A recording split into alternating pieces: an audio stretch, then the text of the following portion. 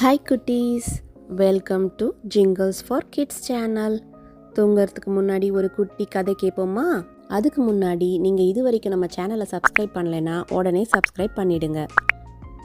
இக்கதையின் தலைப்பு அறம் தரும் வரம்.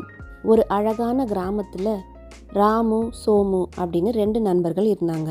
ராமு எப்போதும் உண்மையாக இருப்பான், மற்றவங்களுக்கு உதவிகள் நிறைய செய்வான். ஆனால் சோமு எப்படியாவது சீக்கிரமாக பணக்காரனாகணும் அப்படின்ற ஆசை கொண்டவன். ஒரு நாள் 2 பேரும் பக்கத்து ஊருக்கு போகிறாங்க. வழியில் ஒரு பெரிய பண மூட்டை கீழே கிடப்பதை பார்க்குறாங்க. சோமு அந்த பண மூட்டையை ஆசையோடு எடுத்து, ராமு நமக்கு அதிர்ஷ்டம் அடிச்சிடுச்சு, இந்த பணத்தை நம்ம 2 பேரும் பிரிச்சுக்கலாம் அப்படின்னு சொல்கிறான். ஆனால் ராமு, சோமு இது நம்முடைய உழைப்பால் வந்த பணம் கிடையாது, அதனால இது நமக்கு சொந்தம் இல்லை. இந்த பணத்தை தொலைச்சவங்க எவ்வளோ கஷ்டப்படுவாங்க, அதனால் இதை நம்ம எடுத்துகிட்டு போய் ஊர் தலைவர்கிட்ட கொடுத்துடலாம் அப்படின்னு சொல்கிறான். ஆனால் ராமு சொல்கிறத சோமு கேட்கல. அவன் பண மூட்டையை தூக்கிட்டு ஓடி போயிட்டான். ராமு நேராக ஊர் தலைவர்கிட்ட போய் நடந்த விஷயத்த சொல்கிறான்.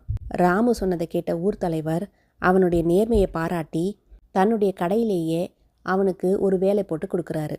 ராமு தன்னுடைய நல்ல குணத்தால் ஊருக்குள்ள பெரிய மதிப்பையும் மரியாதையும் அடையிறான்.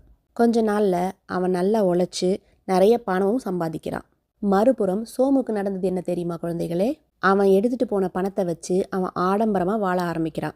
கொஞ்ச நாள்லேயே எல்லா பணமும் தீர்ந்து போச்சு. அவன் ஏழையாக ஆயிட்டான். பணத்து மேலே இருக்கிற ஆசைனாலையும் வெறியினாலையும் அவன் திருடனாகவும் மாறத் தொடங்குறான். இக்கதையின் நீதி, தவறான வழியில் போகிற சோமு மாதிரி இல்லாமல் ராமுவை போல அற வழியில் நடந்தால் நமக்கு நல்ல பெயரும் கிடைக்கும், தேவையான பணமும் கிடைக்கும். அறத்தை விட நமக்கு நன்மை தரும் பொருள் வேறு எதுவுமே கிடையாது. இதைத்தான் திருவள்ளுவர் சுவாமி ஒரு திருக்குறளில் சொல்லுவார்.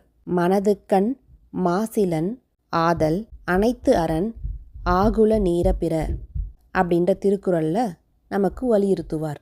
நாமும் இக்கதையில் வரும் ராமுவை போல அற வழியில் நடக்க பழகுவோமா குழந்தைகளே? மீண்டும் உங்களை இன்னொரு கதையில் சந்திக்கிறேன். குட் நைட் குட்டீஸ்.